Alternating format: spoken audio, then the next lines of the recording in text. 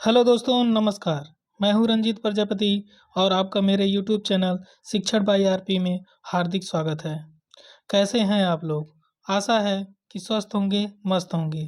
आज हम ऐसे मनोवैज्ञानिक को पढ़ने जा रहे हैं जो कि बहुत ही इम्पोर्टेंट है और हर बार इनसे क्वेश्चन पूछे ही जाते हैं। तो चलिए शुरू करते हैं हम आज का अपना मोस्ट इम्पॉर्टेंट टॉपिक पियाजे का संज्ञानात्मक विकास का सिद्धांत। उससे पहले यदि आपने हमारे चैनल को सब्सक्राइब नहीं किया है तो तुरंत जाके सब्सक्राइब करें और बेल आइकन भी दबाएं। आगे हम देखते हैं जीन पियाजे के बारे में। जीन पियाजे जो कि कहाँ के वैज्ञानिक थे? स्विट्जरलैंड के वैज्ञानिक थे। स्विट्जरलैंड के वैज्ञानिक थे। ये एक स्विस वैज्ञानिक थे, अर्थात स्विट्जरलैंड के वैज्ञानिक थे। और ये क्या थे? प्राणी विज्ञान के विद्वान थे। प्राणी विज्ञान के विद्वान थे। ये क्वेश्चन पूछा गया है टेट में, तो इसे ज़रूर ध्यान रखें कि कहाँ के वैज्ञानिक थे? स्विट्जरलैंड के वैज्ञानिक थे। आगे हम देखते हैं कि जीन पियाजे क्या कहते हैं। जीन पियाजे कहते हैं कि जैसे जैसे बालक की आयु बढ़ती है वैसे वैसे उसकी बुद्धि तथा कार्यक्षेत्र बढ़ता रहता है। अर्थात जैसे जैसे बालक छोटा बच्चा होता है तब फिर धीरे धीरे वो उसकी आयु बढ़ती है, उसकी उम्र बढ़ती चली जाती है, तो उसके अंदर जो है समझ और बुद्धि का विकास धीरे धीरे होता रहता है और वो आगे सीखता रहता है। आगे देखते हैं क्या लिखा है कि सीखना या अधिगम पर्यावरण और क्रियाओं से ही होता है। तो जीन पियाजे जी क्या कहते हैं कि सीखना या अधिगम पर्यावरण मतलब इन्वायरमेंट से और उसके क्रियाओं से ही होता है, कि जो वो वर्क करता है उससे होता है, उससे वह सीखता रहता है या अधिगम करता रहता है। आप लोग देख लें, ये जीन जीन पियाजे हैं। फिर कहते हैं कि सबसे पहले जब छोटा बच्चा होता है तो उसके अंदर समझ कम होती है, तो धीरे धीरे वो सरल चीज़ों को सीखता है, छोटी छोटी चीज़ों को सीखता है कि हाँ, ये मेरे मम्मी है, ये पापा हैं, ये समाज में ये चाचा हैं, ये दादा हैं, इनको सीखता है कि हाँ, ये इनको क्या कहते हैं, इनको लोग कैसे कहते हैं। हंसना, बोलना, मुस्कुराना सीखता है धीरे धीरे। और फिर हम देखते हैं जैसे जैसे वह बड़ा होता है वह कठिन चीज़ों को सीखता है, अर्थात कि इनको हम चाचा या मामा क्यों कह रहे हैं, इनको हम मम्मी या पापा क्यों बोल रहे हैं, इन चीज़ों को धीरे धीरे समझता है कि जैसे जैसे बड़ा हो जाता है उसके अंतर्गत तब मूर्त चिंतन आता है, अमूर्त चिंतन फिर आने लगता है। जैसे जैसे वह बड़ा होता है वैसे वैसे उसके अंतर्गत समझ आने लग जाती है। जीन पियाजे का कहना यही है कि जैसे जैसे बच्चा अपनी उम्र के अनुसार बढ़ता है उसकी चीज़ों को उसके अंदर समझ आने लगती है और वो डेवलप करने लगता है। इनके आगे हम देखते हैं कि इनके कुछ महत्वपूर्ण पद हैं, वो क्या हैं कि जो कि अक्सर एग्जाम में पूछे जाते हैं। इनके हैं, पहला पद है देखिए, जैसे अनुकूलन, कि अनुकूलन क्या होता है, एडाप्टेशन क्या होता है। इनका ज़्यादातर इंग्लिश का शब्द याद रखिए, इनका वर्ड याद रखिए कि अनुकूलन को क्या बोलते हैं? एडाप्टेशन। एडाप्टेशन अर्थात वातावरण के साथ समायोजन। जैसे बच्चा समाज में रहता है तो वो किस तरीके से लोगों के साथ कांटेक्ट करता है, उनके साथ आई कांटेक्ट करता है या कुछ भी उनसे बातचीत करता है, अपनी आँखों के, अपनी हाव भाव के द्वारा कैसे बात करता है अपने साथ। समायोजन मतलब वो एनवायरनमेंट में किसके साथ रहना है, खेलना है, कैसे बोलना है, ये सारी चीज़ें वो करता है। आगे देखते हैं, इस अनुकूलन में दो चीज़ें आती हैं, एक आता है आत्मसातकरण और एक समंजन, अर्थात एसिमिलेशन और एकोमोडेशन। अर्थात एसिमिलेशन क्या होता है हम लोग समझते हैं, जैसा कि नाम से ही स्पष्ट है। आत्मसातकरण मतलब अपने अंदर अपने को समझना, कि जैसे कि सीखे हुए ज्ञान को या समस्या का समाधान करने के लिए मानसिक सक्रिया का प्रयोग करना ही क्या है? आत्म आत्मसातकरण है। अर्थात कि जो भी वो बच्चा सीखा हुआ है कि उस चीज़ को अप्लाई करना दूसरे जगह, कि जैसे वह जानता है कि हाँ, चार पैरे वाल क्या होती हैं, बिल्ली या कुत्ता होता है, तो उस चीज़ को वो देखता है इन्वायरमेंट में कि हाँ, ये क्या जा रहा है, हाँ, ये कुत्ता जा रहा है, तो वो बच्चा अपनी चीज़ों को मानसिक संक्रिया करने लगता है, अपने अंदर उसको दोहराने लगता है कि हाँ, उसके अंदर एक इमेज छप जाती है कि हाँ, कुत्ता ऐसा होता है, कि हाँ, उसके चार पैर होते हैं और उसके बाद उसकी एक पूँछ होती है, इस तरीके से कुत्ता होता है। और इस तरीके से जो चार पैर वाले होते हैं वो जानवर होते हैं, ये जानता है। अर्थात वह अपने सीखे हुए ज्ञान जो वो जानता है, वो देखता है, उसको समझ पाता है कि हाँ, ये कुत्ता है, ये बिल्ली है, इस तरीके से अपने को आत्मसातकरण करता है। फिर आगे हम देखते हैं समंजन अर्थात एकोमोडेशन। बच्चा आत्मसात्करण और सामंजस्य की प्रक्रियाओं के बीच संतुलन का कार्य करता है। अर्थात कि जो वो बच्चा समझा रहता है, सीखा रहता है और उसके बीच वह संतुलन का कार्य करता है कि हाँ, इनको कैसे करना है, इनको इस बात को कैसे समझना है, उस चीज़ को समझने का इसमें संतुलन का समंजन करता है कि हाँ, कि 4 पैरों वाला कुत्ता होता है, 4 पैरों वाली बिल्ली भी होती है, तो वो लेकिन डिफ़रेंस जो है उसमें समझने का कार्य करता है। वही कहता है कि समंजन क्या करता है, समझने का कार्य करता है कि हाँ, 4 पैरों वाली बिल्ली होती है लेकिन वो छोटी होती है और 4 पैरों वाला कुत्ता होता है वो थोड़ा-सा बड़ा होता है और ये इनके कलर डिफरेंट डिफरेंट हो सकते हैं। ये समंजन का कार्य होता है कि अर्थात एक्कोमोडेशन का कार्य होता है। आगे हम देखते हैं जैसे संज्ञानात्मक संरचना, कॉग्निटिव स्ट्रक्चर। कॉग्निटिव स्ट्रक्चर संज्ञान संज्ञान मीन्स होता है कि अपने जानना, उसको समझना कि आखिर में उस वो बच्चा क्या समझा है, उसके अंदर कितना संज्ञान, कितना समझ या कितनी चीज़ों को जान पाया है, वही संज्ञान होता है। संज्ञानात्मक संरचना अर्थात जैसे हम स्मृति चिंतन करते हैं, स्मृति चिंतन तर्क आदि वातावरण के साथ समायोजन संगठन का परिणाम है। संज्ञानात्मक संरचना क्या है कि जो भी हम तर्क करते हैं किसी चीज़ को लेकर कि हाँ, इस काम को कैसे करना है, कि जैसे कि हाँ, वो चिंतन करता है कि अच्छा, 4 पैरों वाली बिल्ली भी होती है और 4 पैरों वाला कुत्ता भी होता है और 4 पैरों वाली गाय भी होती है, भैंस भी होती है। तो अर्थात वो चिंतन उस पे तर्क करता है और उसमें समझ पाता है, तब वो अपनी कॉग्निटिव स्ट्रक्चर को समझता है, मतलब अपने अंदर उसके चिंतन और तर्क को समझने लग जाता है उस चीज़ से कि हाँ, इनमें क्या डिफरेंसेस हैं। फिर आगे हम देखते हैं मानसिक सक्रिय, मेंटल ऑपरेशन। मेंटल ऑपरेशन क्या होता है कि समस्या समाधान के लिए सोचना और तर्क करना ही क्या है, मानसिक सक्रिय, मतलब उसके अंदर जो चलती रहती है भावनाएं हैं, उसी को कहता है कि किसी भी समस्या को समाधान करने के लिए, जैसे उसे कोई भी कार्य दे दिया गया तो वो उसको समझने के लिए जो तर्क करता है, जो विचार विमर्श करता है, वही क्या है, मानसिक सक्रिय है। आगे हम देखते हैं कि स्कीम क्या होता है और स्कीमा क्या होता है। इन दोनों में डिफरेंस समझ लीजिएगा, बहुत ही इम्पोर्टेंट है। इन जीन पियाजे को जो हम लोग पढ़ रहे हैं उनके अंदर ये स्कीम और स्कीमा अक्सर करके क्वेश्चन दे देता है कि स्कीमा क्या होता है, स्कीम्स क्या होता है, तो बहुत से लोग नहीं जानते हैं, तो ये समझ लें कि स्कीम और स्कीमा में क्या अंतर होता है। सबसे पहले हम देखते हैं कि स्कीम क्या होता है, मानसिक संक्रियाओं को प्रकट करता है कि मतलब जो बच्चा अपनी अवधारणा बना लिया है वही उसके अंतर्गत जो अवधारणा बनी होती है वही स्कीम होता है।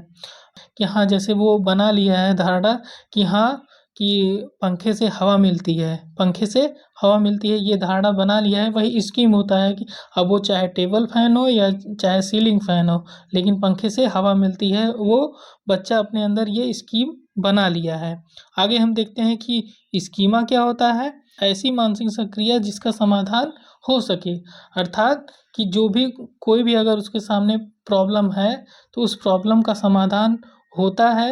ये उसके अंदर स्कीमा बन गया है कि हाँ, कोई भी समस्या हमारे सामने आ जाए तो उसका हम समाधान ढूंढ लेंगे, यही उसके अंदर स्कीमा बन जाता है, इसी को कहते हैं स्कीमा। आगे हम देखते हैं इनके मोस्ट इम्पॉर्टेंट टॉपिक के बारे में कि संज्ञानात्मक विकास की अवस्था, स्टेज ऑफ कॉग्निटिव डेवलपमेंट की अवस्थाएं क्या होती हैं, इनको हम देखते हैं। जैसे पहला है, इनकी 4 अवस्थाएं हैं। हम लोग जैसा कि पहले भी पढ़ रखे होंगे, जानते होंगे कि इनकी कितनी अवस्थाएं होती हैं, 4 अवस्थाएं होती हैं। पहला क्या है, संवेदीय पेशीय अवस्था, सेंसरी मोटर स्टेज, और ये कब से कब तक होता है, मतलब बच्चा जन्म से लेकर के 2 वर्ष, 0 से 2 वर्ष। और फिर दूसरा क्या है, पूर्व संक्रिया अवस्था अर्थात प्री ऑपरेशनल स्टेज, ये कब से कब तक होता है, 2 से 7 ईयर्स तक होता है।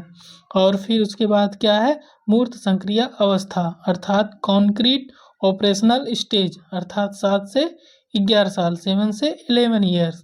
फिर आगे हम देखते हैं क्या है, औपचारिक औपचारिक संक्रिया अवस्था, फॉर्मल ऑपरेशनल स्टेज, अर्थात 11 से कब तक होता है, 11 से 16 वर्ष, अर्थात 11 से 16 ईयर्स के तक होता है।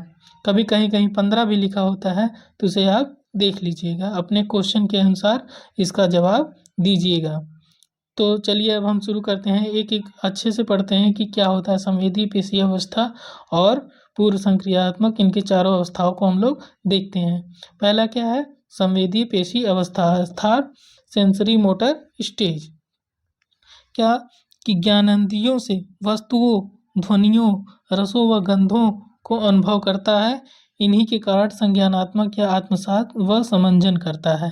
जैसा कि आत्मसात और समंजन को अभी हमने ऊपर डिस्कस किया है कि क्या होता है।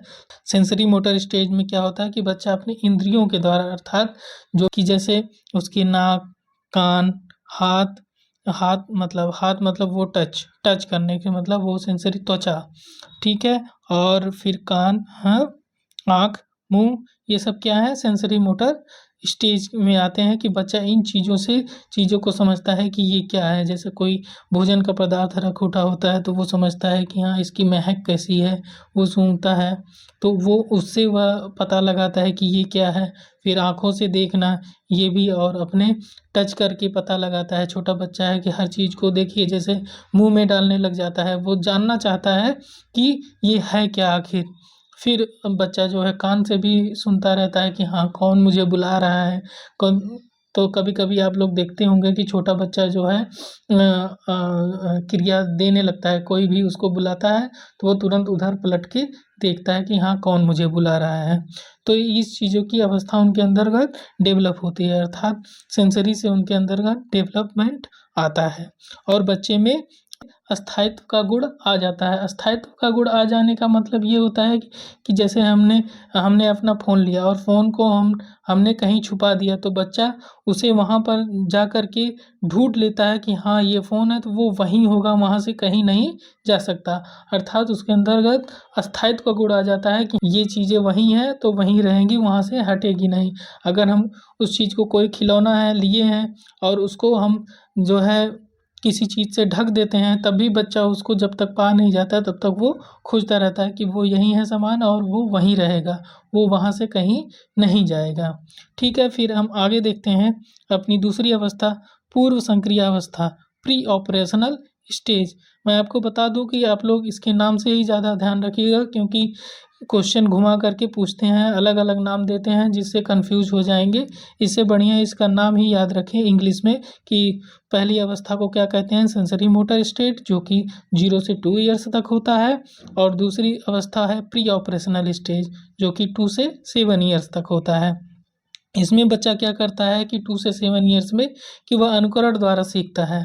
अनुकरण द्वारा मतलब अनुकरण मीन्स होता है कि नकल करके सीखना, कि जो वो बोल रहे हैं या जो वो कर रहे हैं कोई काम तो बच्चा भी वैसे करने लगता है।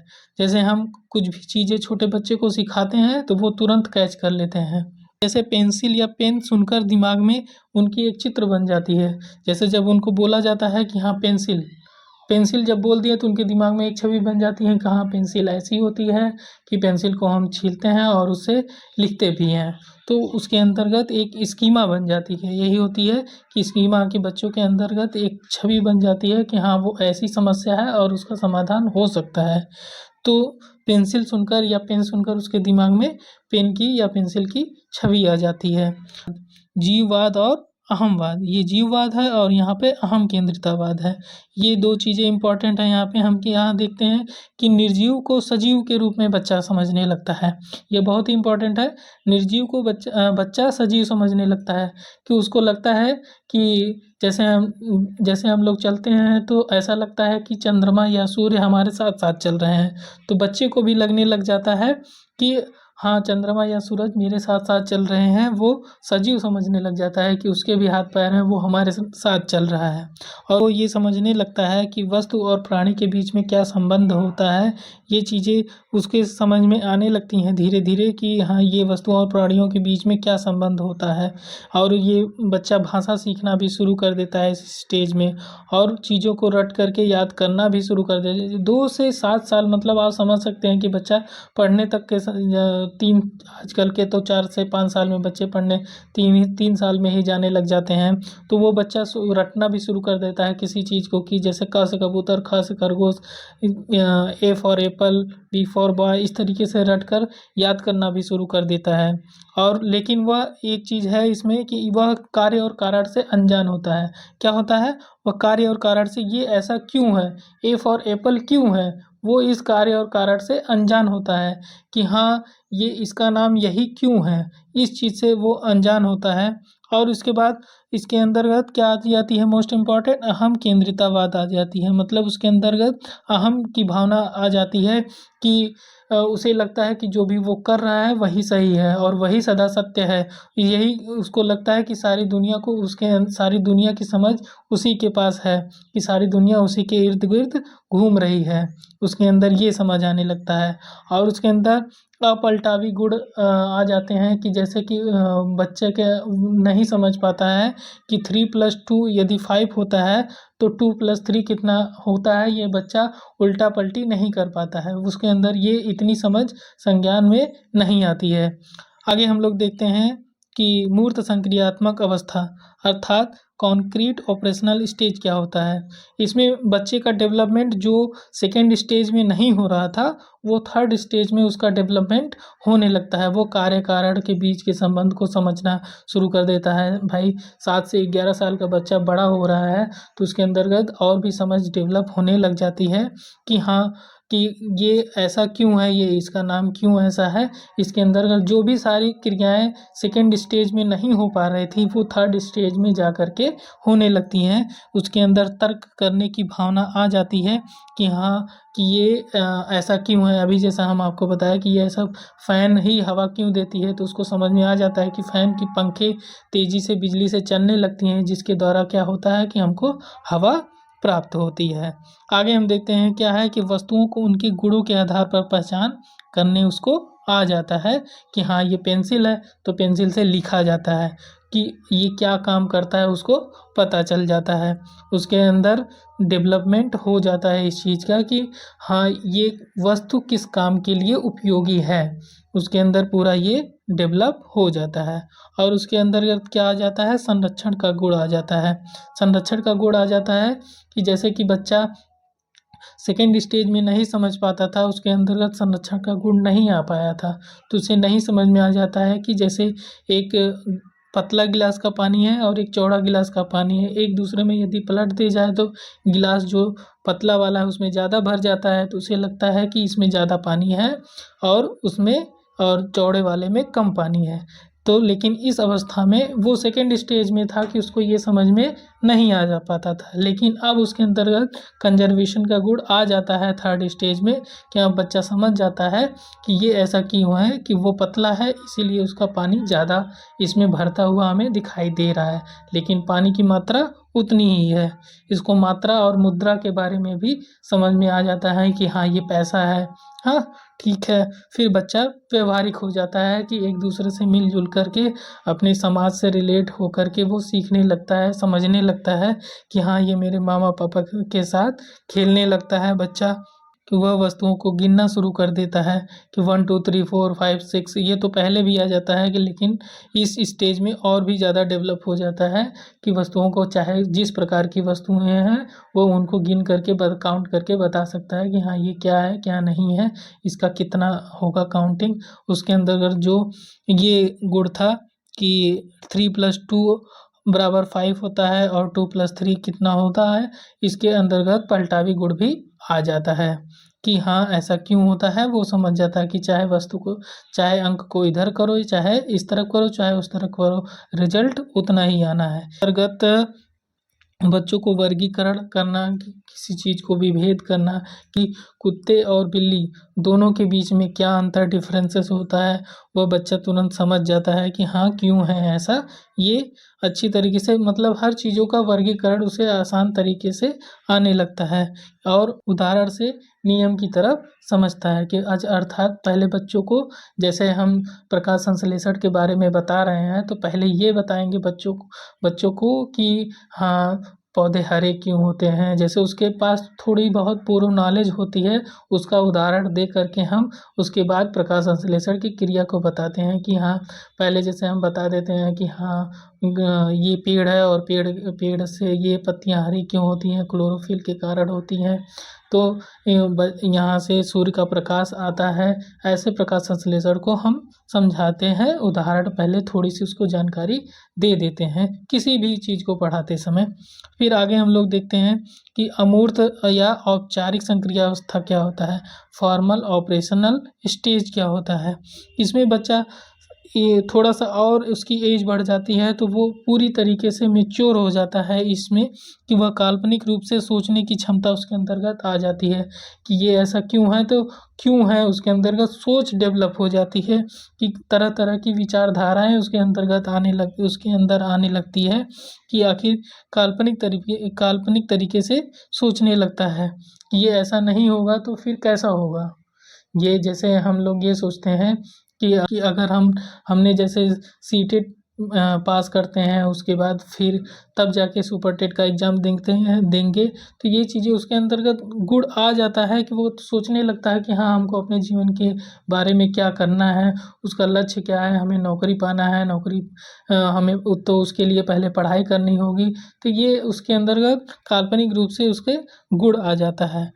घटनाओं की परिकल्पना करना लगता है, जैसे कहीं एक्सीडेंट हो गया कि अरे कहीं एक्सीडेंट हो ना जाए, कि तो ये सब चीज़ें उसके अंतर्गत परिकल्पना आने लगती है। उसका मस्तिष्क पूर्ण रूप से परिपक्व हो जाता है, वह सभी सिंबल का अर्थ समझने लगता है कि जितने भी प्रतीक होते हैं, जैसे सिंबल, ये क्वेश्चन आया हुआ है कि प्रतीकों का अर्थ बच्चा कब समझने लगता है, तो किस स्टेज में समझने लग जाता है, फॉर्मल ऑपरेशनल स्टेज में समझने लग जाता है कि हाँ, ये रोड मुड़ा हुआ है तो इसका मतलब इस तरफ जाना है। वो उसके अंतर्गत अर्थात पूरी तरीके से डेवलपमेंट यहाँ पर हो जाता है। और यहाँ पर क्या होता है, नियमों, ऊपर क्या था मूर्त संक्रिया में कि वह उदाहरण से नियम की तरफ जाते थे, लेकिन अमूर्त में क्या होता है कि वो नियम से तर्क की तरफ जाते हैं, नियम से उदाहरण की तरफ जाते हैं कि नियम समझते हैं कि हाँ, जैसे हम मैथ का सब्जेक्ट समझा रहे हैं तो जैसे अब उसको a+b का होल स्क्वायर पहले बताएंगे कि नियम बताएंगे, तब उसको फैक्टराइज करना बताएंगे कि हाँ, ये कैसे सॉल्व क्वेश्चन होगा। पहले उसे बताएंगे कि हाँ, जैसे हमने कह दिया कि हाँ, इसका इस त्रिभुज का क्षेत्रफल निकालो, तो इससे पहले क्षेत्रफल निकालने के लिए उसको इससे पहले पता होना चाहिए कि क्षेत्रफल निकालने का सूत्र क्या होता है, कि हम 1/2 = बेस इंटू हाइट करते हैं, तब जाके उसका क्षेत्रफल निकलता है। तो इससे बच्चा उसको पहले नियम सिखाया जाता है, उसके बाद क्वेश्चन सॉल्व कराया जाता है। इस चीज़ से उसके अंतर्गत तर्क करने की क्षमता आ जाती है। तो आज हम लोगों ने पियाजे के बारे में पढ़ा। यदि आपको मेरे द्वारा दी गई जानकारी अच्छी लगी हो तो लाइक करें, शेयर करें और कमेंट करना ना भूलें। आपका दिन शुभ रहे। धन्यवाद।